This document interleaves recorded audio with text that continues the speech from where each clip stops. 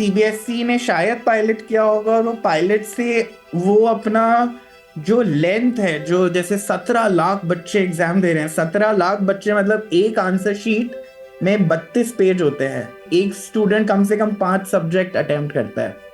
तो आप सोचिए हम 5-6 करोड़ पेजेस की बात कर रहे हैं जो ढंग से स्कैन हो। मैंने काफी वीडियोस देखे हैं जहाँ पे ब्लर्ड आंसर शीट्स हैं। जब आप पढ़ ही नहीं सकते तो आप स्कोर कैसे कर सकते हैं? तो आई थिंक वो सिस्टम को लॉन्च करने की शायद हो सकता है थोड़ी बहुत जल्दबाजी हो गई है। कॉपीज की जो स्कैनिंग का वो डाटा है या जो नंबर है, वो एक दिन से दूसरे दिन पर कैरी ऑन नहीं कर सकते थे। टारगेट को मिस करते हैं और कल पे डालते हैं तो 50,000 रुपए का जुर्माना। 50,000 रुपए बहुत बड़ी चीज़ होती है।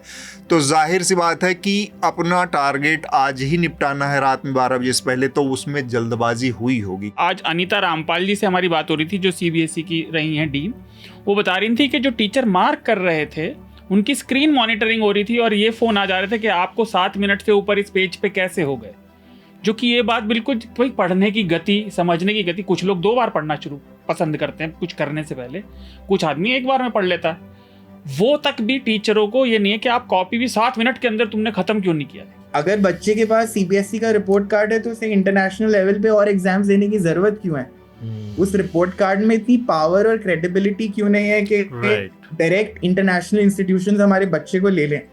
आज एक फॉरेन एग्जाम्स 35,000 से लेके 40,000 कहीं पे भी हो जाता है, और उसमें एक्सेस में अगेन डिवीजन होता है कि अगर आप 35,000 एक एग्जाम, एक सैट या एसीटी या जीआरई का पेपर दे रहे हैं, तो अगर आपके पास इतना पैसा है आप तभी वो एग्जाम दे सकते हैं। बट उसकी जरूरत क्यों है?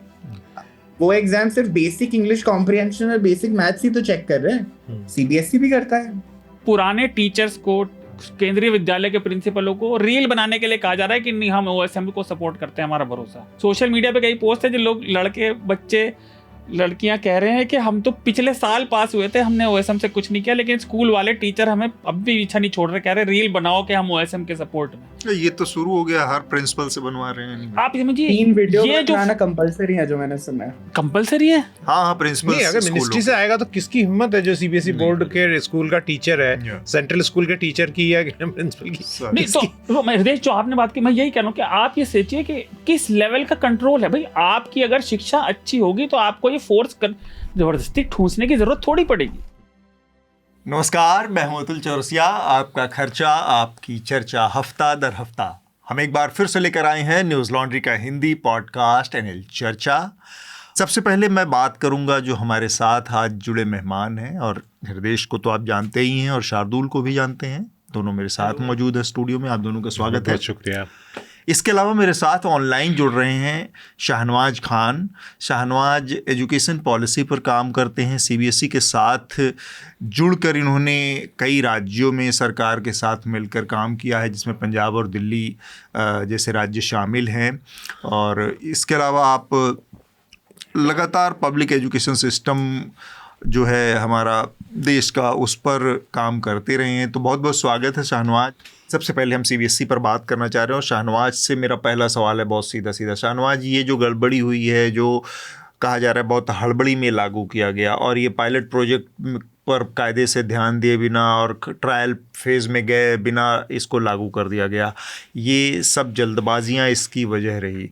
और उसके बाद की जो गड़बड़ियां हैं, वो गड़बड़ियां और ये सामने आती हैं कि उनका ना तो जो सेंटर है, जो कॉल टेलीफोन नंबर है जिस पर, वो काम नहीं कर रहा है। ईमेल जो है उनका वो बज़ कर रहा है, बहुत ज़्यादा उस पर भीड़ है, इसलिए उस पर कोई रिस्पांस नहीं आ रहा है। ये सारी चीज़ें हैं।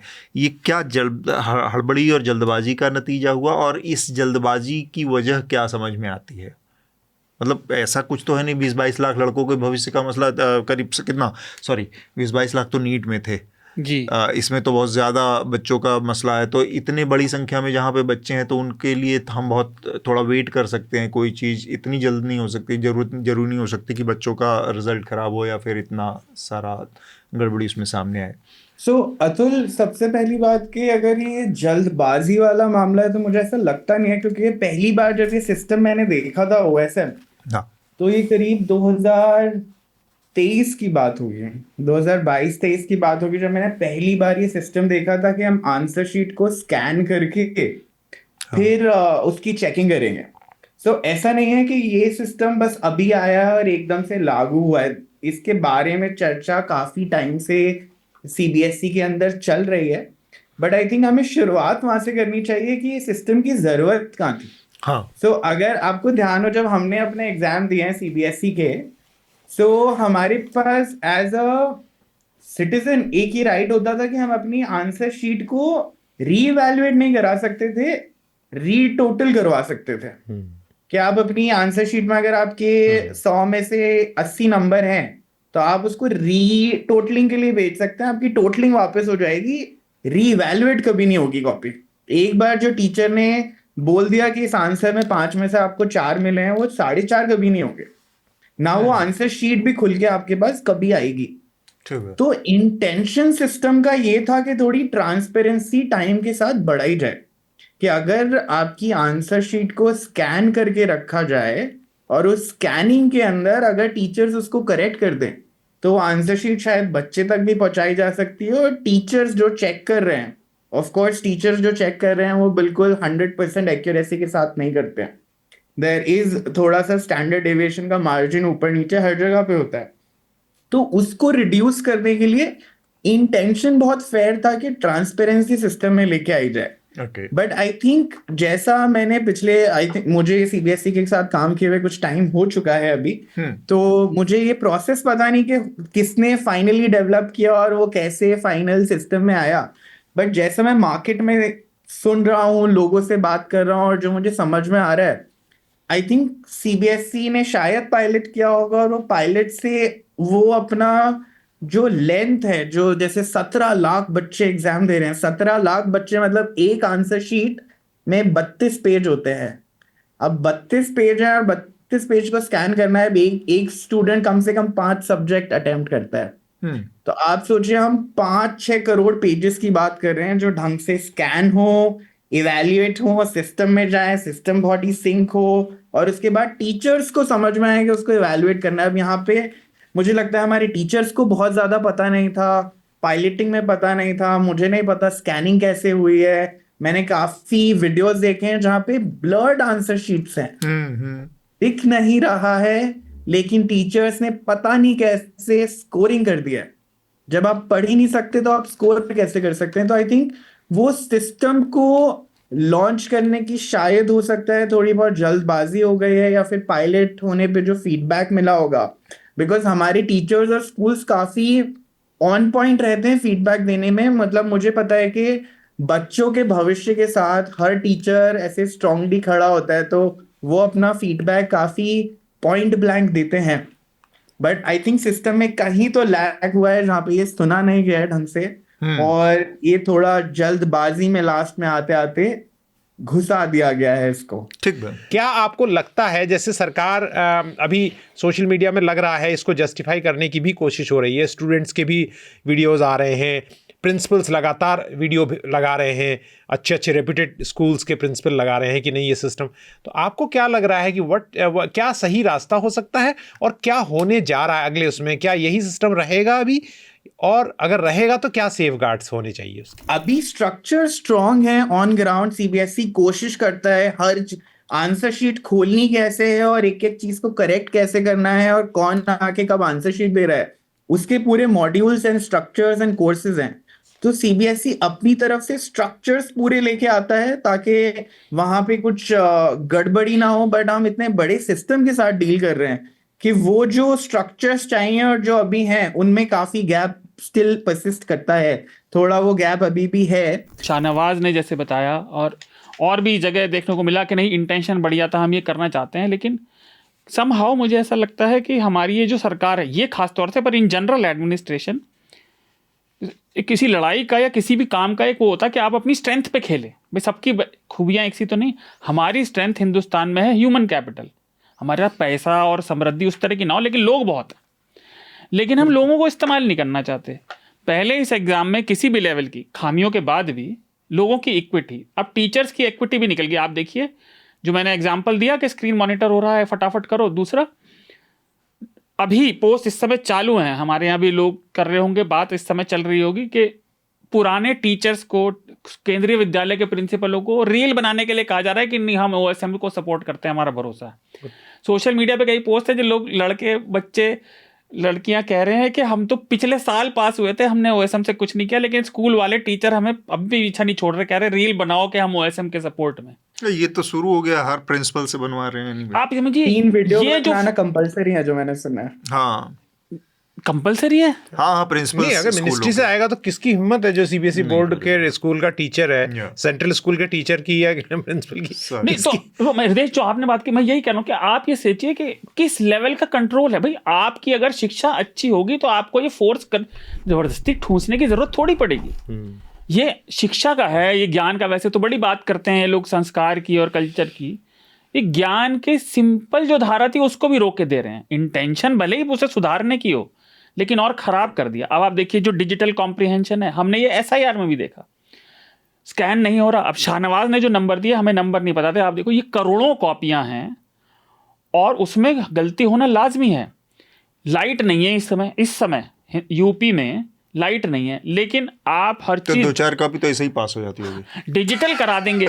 जबकि इसका बड़ा आसान तरीका, अब मैं ज्यादा उसमें समझ नहीं है, लेकिन अगर बेसिक तरीके से सोचा जाए, आप एग्जामिनर्स को हायर कर लेते। इतने बेरोजगार लोग हैं, लेकिन ह्यूमन कैपिटल का इस्तेमाल नहीं होगा। सरकारी एक्सचेकर का पैसा ज्यादा जाएगा, लेकिन उसमें जो उस सिस्टम में लोगों की इक्विटी, जो भागीदारी है, वो और कम और बिल्कुल गौण होती जा रही है। एचआरडी मिनिस्ट्री कवर करते हुए 2009-10 की बात है, जब यूपीए 2 सरकार आई थी तो कपिल सिब्बल ने एक नियम बनाया। वो मतलब सरकार लाना चाहती थी वो नियम, जो सक्सेसफुल बाद में नहीं हुआ, इसलिए क्योंकि उसका विरोध भी हुआ और उसमें कई कारण रहे। वो नियम ये था कि 12th की जो पढ़ाई है उसकी वेटेज आईआईटी के लिए भी होगी, मतलब उसकी वेटेज आईआईटी में जुड़ेगा, कॉम्पिटिटिव एग्जाम में भी होगी। उसका मकसद ये था कि स्कूल की पढ़ाई को अहमियत दे। आज आप देख रहे हैं दुनिया जहान में डमी स्कूल खुल गए हैं और कोचिंग सेंटर्स का इतना बोलबाला हो गया है।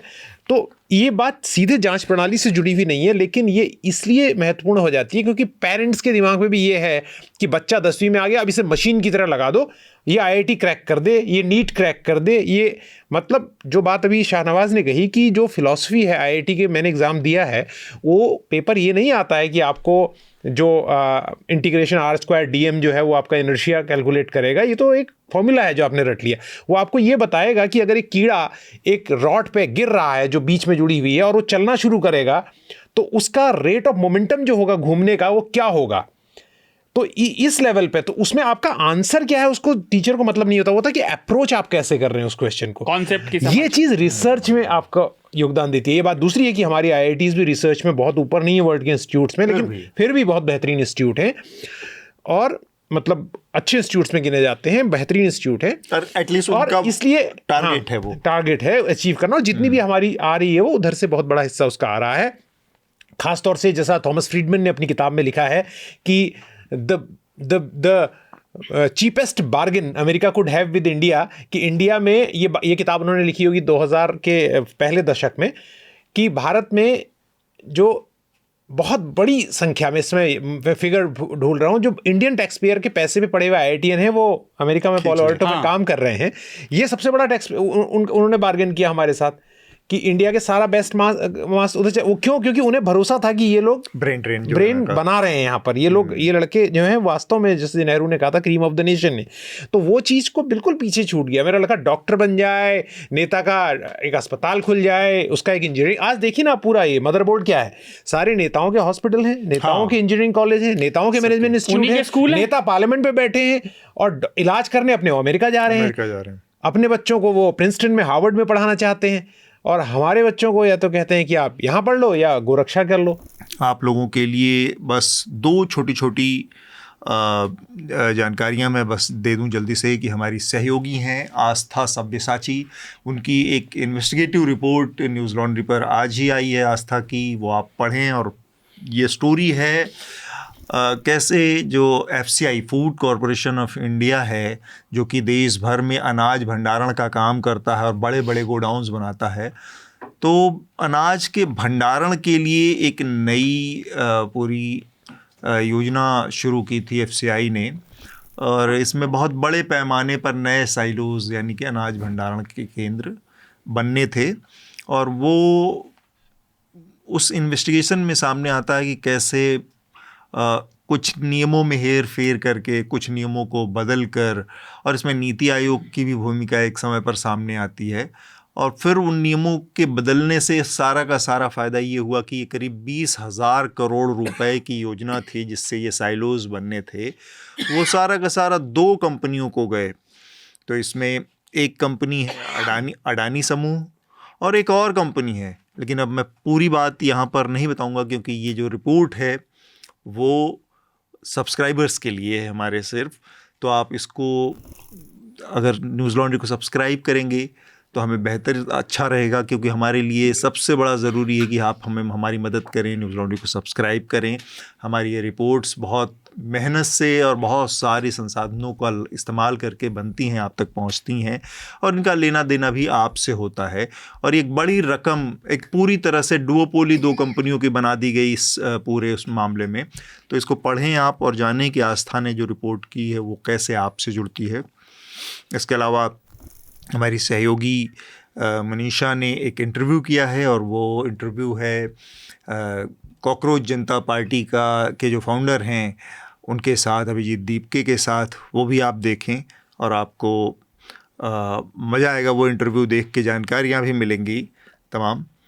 हृदेश, मेरा सवाल वही है, हमने देखा कि किस तरह से पहाड़ के अलग अलग हिस्सों में लोग प्रदर्शन कर रहे हैं पानी के, पीने के पानी के लिए, और वो उन जगहों पर प्रदर्शन ये देखने को मिल रहे हैं जहाँ से गंगा, जहाँ से भागीरथी, अलकनंदा नदियाँ गुजर रही हैं।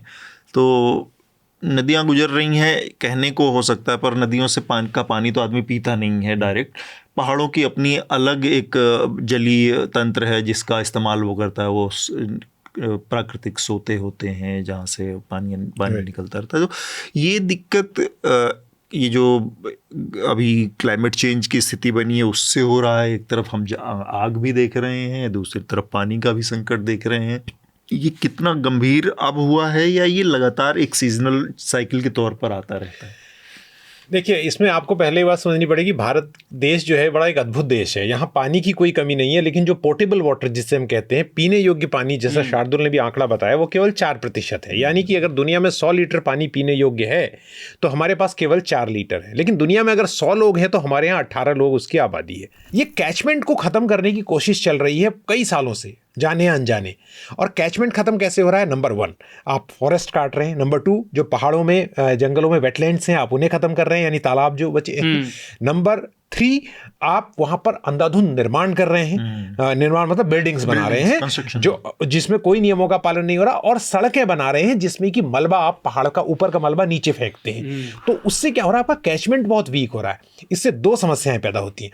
पहली चीज, नदी में पानी का आना कम होता है, राइट? और दूसरा, नदी में बाढ़ आती है। आप पूछेंगे कैसे? क्योंकि जब बरसात होती है तो a healthy catchment, the work of a healthy catchment is to hold the water and release it through the year. ये हाइड्रोलॉजी है पानी की, कि जो कैचमेंट का काम है उसका काम है पानी को पकड़ना और धीरे धीरे रिलीज करना। ये बात नियामगिरी में भी होगी, जहां बॉक्साइट का पहाड़ है, आदिवासी जो उसका विरोध कर रहे हैं, लेकिन वो इसलिए उनको जाने अनजाने उनको पता नहीं कि बॉक्साइट का काम है कि बॉक्साइट के पहाड़ का पानी को रोकना, पूरे साल उसको रिच रखना। नर्मदा नदी है, एक छोटी सी धारा से निकलने वाली नर्मदा नदी अमरकंटक से जब भरूच में पहुंचती है तो इतनी ताकतवर नदी कैसे बन जाती है? क्योंकि असंख्य जलधाराएं मिलती हैं, वो जंगलों से अपनी ताकत बटोरती है। ऐसे ही तल कावेरी में अगर आप जाएंगे तो कावेरी नदी जैसे निकलती है, गोदावरी नदी जैसे निकलती है, सारी ऐसे कृष्णा भी। तो हाँ, तो ये नदियां, ये कहना कि ग्लेशियरों से ही पानी आ रहा है, ये पहली गलत चीज़ है। और ये सोचना कि नदियों से गांव वालों के पानी की कमी पूरी होती है, ये भी एक गलत सोच है। नदियाँ, जो गांव वालों के पानी की ज़रूरत वहाँ के कैचमेंट से होती है, छोटी छोटी जलधाराओं से होती है, और वो बहुत बड़ा जल भंडार है, बहुत बड़ा जल भंडार। अगर आप किसी दिन आप अपने कार्यक्रम में शेखर पाठक जैसे लोगों को बताएं जो चलता फिरता हिमालय है या किसी से भी, तो आपको समझाएंगे कि नदियों का महत्व क्या है। मुफ्त में बस इतना ही। अगर आप पूरी चर्चा सुनना चाहते हैं तो न्यूज़ लॉन्ड्री को सब्सक्राइब कीजिए, और सबसे बेहतर तरीका यह है कि आप हमारे ऐप पर इस पॉडकास्ट को सुनें, और तमाम हमारे जो पॉडकास्ट हैं उसको हमारे ऐप पर सुनें। यह गूगल प्ले स्टोर और एप्पल स्टोर पर सब जगह उपलब्ध है। न्यूज़ लॉन्ड्री किसी भी तरह का विज्ञापन नहीं लेता, ना किसी राजनीतिक दल का, ना किसी सरकार का, ना किसी कॉरपोरेशन का। हम सिर्फ और सिर्फ कोशिश करते हैं कि पब्लिक इंटरेस्ट का जर्नलिज्म करें, पब्लिक जनहित की पत्रकारिता करें, और इसके लिए लोग इसमें इन्वेस्ट करें, लोग पत्रकारिता में निवेश करें। उसका तरीका है सब्सक्रिप्शन। तो सब्सक्रिप्शन के हमारे टैग पर जाइए, वहाँ पर अपनी मनचाही रकम पे कीजिए और न्यूज़ लॉन्ड्री का सब्सक्रिप्शन लीजिए और गर्व से कहिए, मेरे खर्च पर आज़ाद हैं खबरें।